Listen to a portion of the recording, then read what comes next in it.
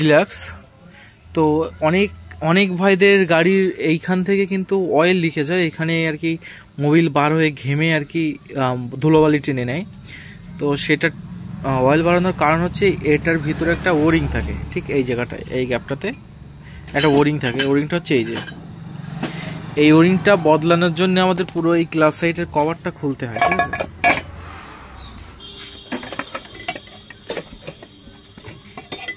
এই পুরো ক্লাস কভারটা খুলতে হয়, খোলার পরে এইখানে যে পুশটা থাকে, এই পুশটা বার করার পরেই তবে রডটা কিন্তু বাইরে থেকে বার হয়।